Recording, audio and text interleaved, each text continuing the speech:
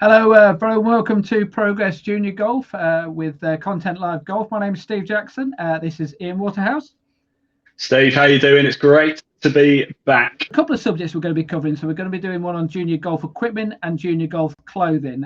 And being a parent myself of a 6-year-old, I can testify it can be a nightmare getting the right equipment and the right clothing. So it's quite an important podcast for me.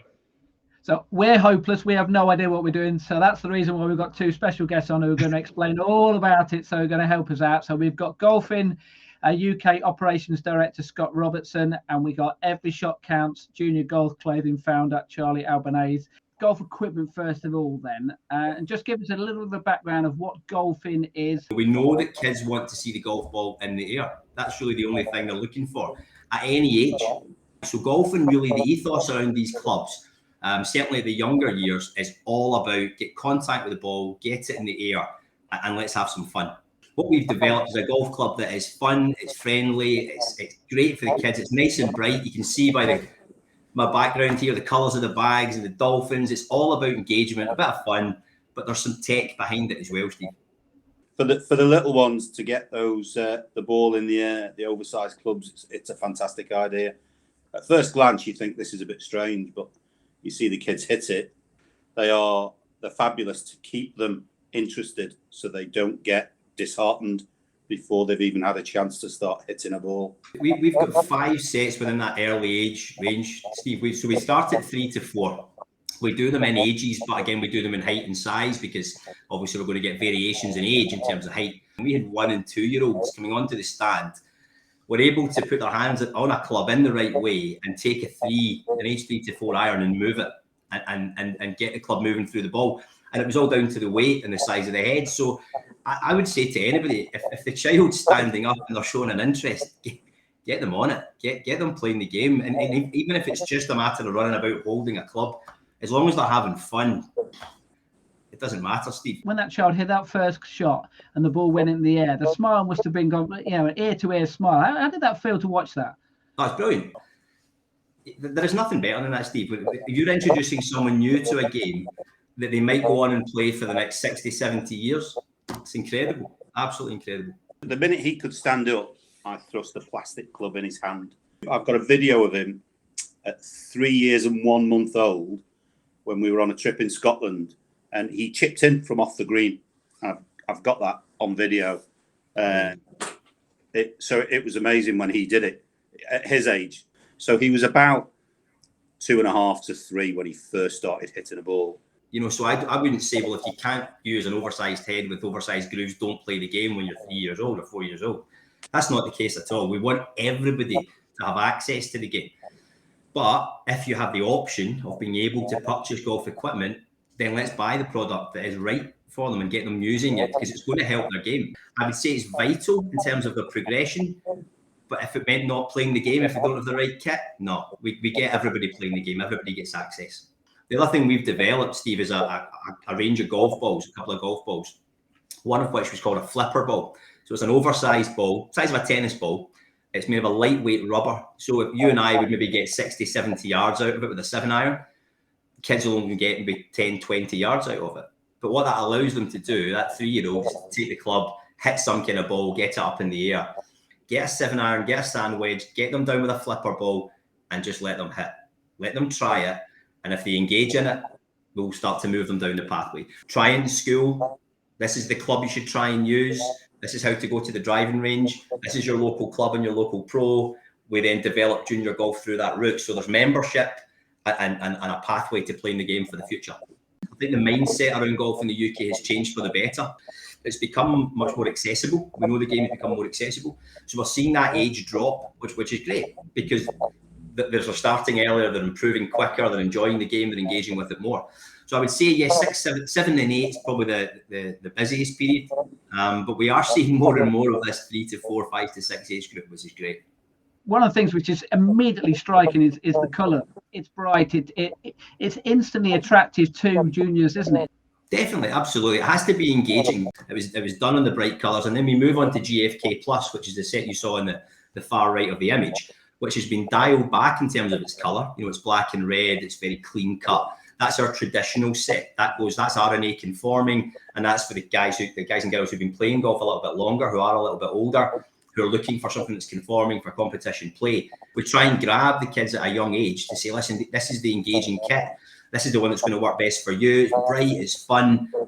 And then we know that as the kids get a little bit older, they're looking for something a little bit more like they would get at a higher level. Very quickly, once they start to deliver that club, the ball in the middle of the club, they can move on to the next stage. I fit golf clubs for a living outside of Every Shot Counts. So the difficulty is most parents don't want to be changing every 6 months because their kids are growing. So you kind of fit them in a club that's a little bit longer for them now. They'll grow into it. They'll probably have 6 to 8 months when they're at the perfect length. Then they might be a little bit shorter. And all kids grow at different lengths. And the difficulty for Scott as well is kids see all these brands on the TV, and they want to see the big brands. And some of the big brands have a token gesture set of children's clubs that they'll tell you are fantastic. And some of them just want them because they see Rory or Tiger or whoever playing with them. And then they've not seen the golfing brand or any of the other brands that only make kids clubs. So I personally steer them in that direction. We understand it. I've got 2 boys who are already quite brand centric, so I totally understand it. You try and engage the parent, obviously, to say, look, if you go down that road, it's going to be expensive. However, if we can get the junior to hit the ball, they'll see the difference straight away. So that it's going to be slightly smaller head, it's going to be a little bit heavier. It's generally in the results. Do you want to play like Rory in 10 or 15 years? And they go, I want to play like Rory now, but I'll take 10, 15 years. Do it with a golfing club. If we can engage them in the fun factor, we can actually bypass the issue with the brand. And they'll say, I don't like the look of it.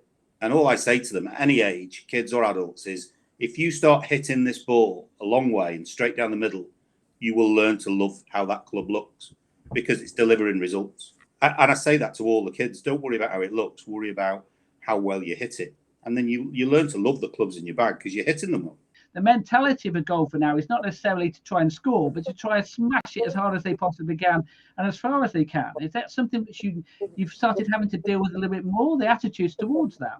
We're aiming at a level of introductory product to golf with a pathway right the way through the GFK product, which is excellent, absolutely excellent in terms of what it will do for that junior. But there comes a point where they need to move on. And if that's the case and they've been with golfing that long and they move on, we've done our job, Steve. We've done what we were there to do. I don't want you to give me the price of each product or things like that, but how competitive is it in the market? In the higher end product that will last, that will deliver results, it's more than competitive. We know there's one big player in the market in terms of the junior product, and we are competitive and underneath them in terms of price. You get what you pay for, Steve, like anything in life, and as I said earlier on, I wouldn't want a child not to be able to play golf because they can't afford a golfing club or a set of golfing clubs. We want them to play, but you do get what you pay for. If it's cheap and it's out of certain large scale sports retailers, then it's not going to last and it isn't going to do the child much good. Every Shot Counts junior golf clothing, so everyshotcounts.co.uk. I kind of got fed up of parents coming to me and telling me there are no junior clothes. And in the end, I decided, well, it's not my fault, but why not make it my responsibility?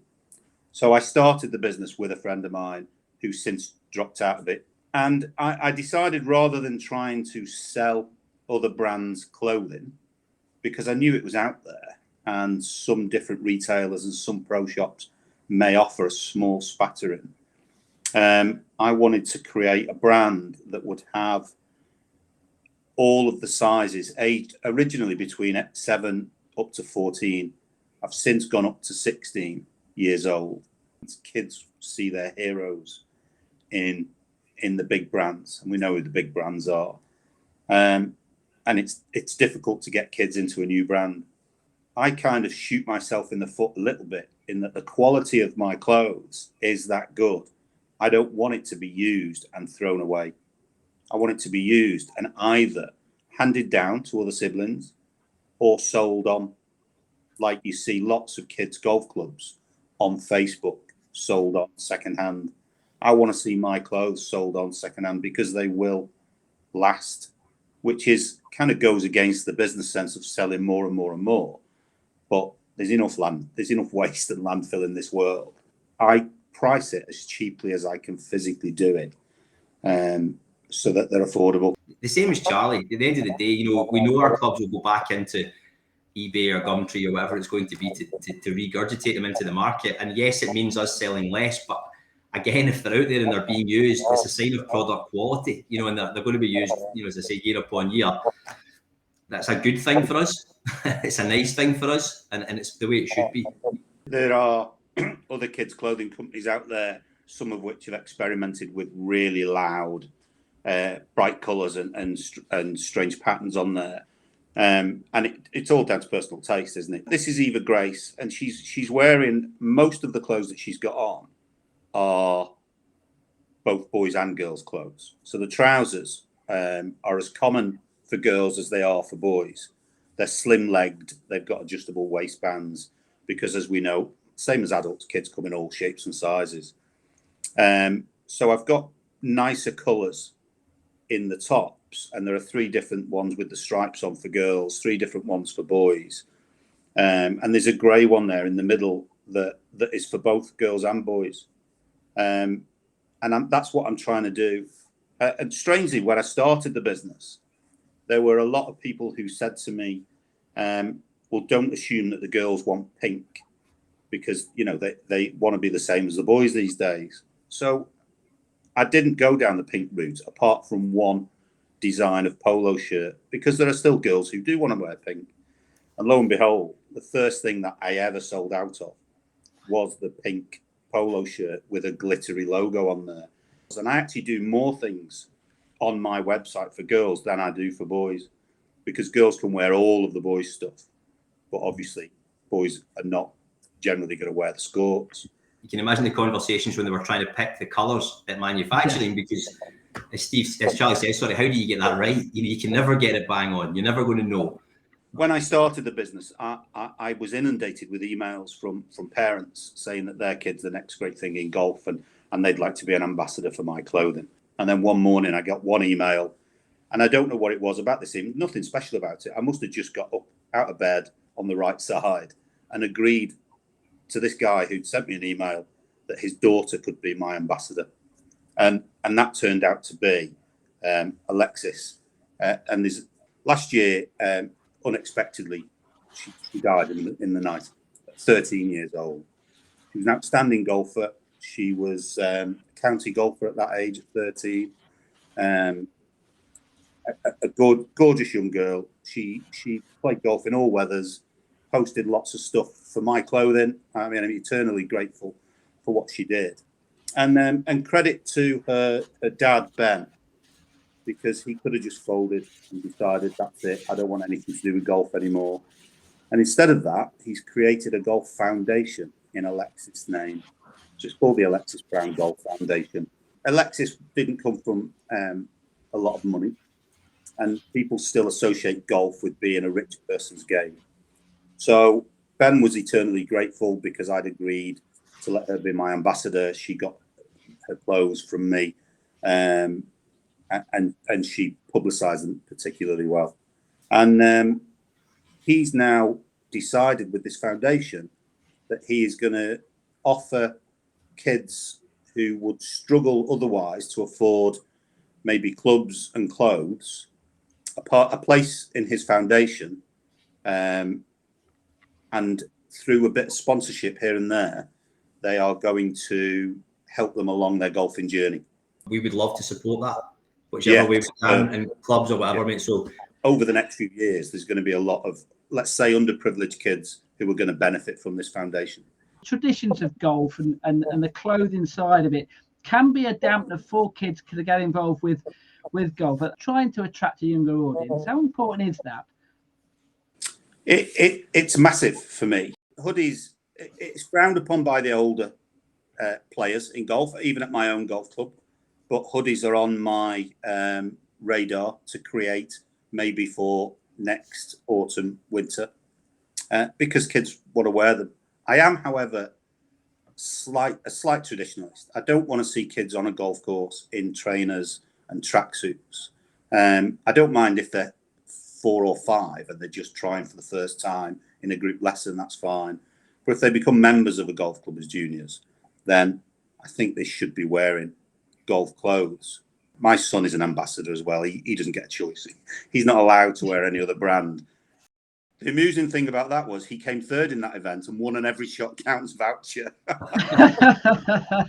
It's showing a little bit more fun in the game. And I think that that's what the game needs. It's about making the game more modern without losing the rules. And we can keep a lot of traditions. And you've got to keep the sticklers out of the clubhouse, because kids want to play on their phones in a clubhouse. That's what kids do. You know, for me, I'm the same as you. I like elements of it, but it has to move into 2022. Yeah. You know, it's a bit like the clubs and the wee games we play in the flipper. We talked about the flipper ball. We build flipper courses. You know, they're 30 yards long. Yeah. We've got the foot golf hole. Yeah. Make it fun, and there's all sorts. It's just little ways to engage them. If they've got a club in their hands, they're playing golf. What's the format? It doesn't matter if they're having fun. And yeah, you know, that all that stuff matters 15 years down the line. I think there's improvement that we could all do. We could all work on it at every club. I've just got to follow the current fashions. So if you look at every shot counts trousers, they're very slim legged, because that's the current fashion out there on the streets. I wouldn't make them out of denim, because they're not going to be allowed on a golf course. Yeah. And if that changes, if slim legged goes out of fashion, and for some strange reason we go back into slightly more flared trousers, then my designs will follow that, because kids won't wear something that isn't currently in fashion. However nice I think it is, it's got to be what they would wear. You know, if I go and see a club or a pro and they're not interested in buying the clubs because they don't have enough juniors, I can work with them on developing that. You know, and okay, so let me introduce you to your local school. We can go in and deliver to them and try and pull the kids back to the club and engage them that way. So there's always a way we can try and engage the club a bit more, and that's great, because we're then growing the game. You know, the more kids we get engaging in schools and joining golf clubs, the market gets bigger for Charlie and for golfing. So it's slightly different for us, but we love that. Speak to your pro, because I've gone to not just pros at golf clubs, but golf retailers. Massive golf retailers who will always say to me, kids are the future of the game. And I will say, well, why don't you stock some of these products of mine? Oh, well, we're not interested. And the reason is I will offer them the same profit margin on my clothes as they will get with a huge brand like Hugo Boss. But 50% margin on Hugo Boss is a lot more than a 50% margin on my clothing, because I keep them as cheap as I can. Speak to their pro and tell them that I will sell their pro as few items as they want to try. The big manufacturers insist on a huge order quantity, and they're frightened of being left with them when they don't sell them. I just want to have clothes available so kids can go and play golf. Whether they order 3 things from me or 30 things from me, I'm not bothered. And if that helps the image of the golf club, because the kids are wearing better clothes, then it's a win-win for everybody, isn't it? It's benefiting everyone, isn't it? Yeah, exactly. It's the cliche of growing the game, but it's the truth, isn't it? We're all here for one reason, guys. We're here because we want to develop it. Really appreciate your time, Scott. Really appreciate your time, Charlie. And otherwise, we shall see you in a couple of weeks' time. So have a good evening.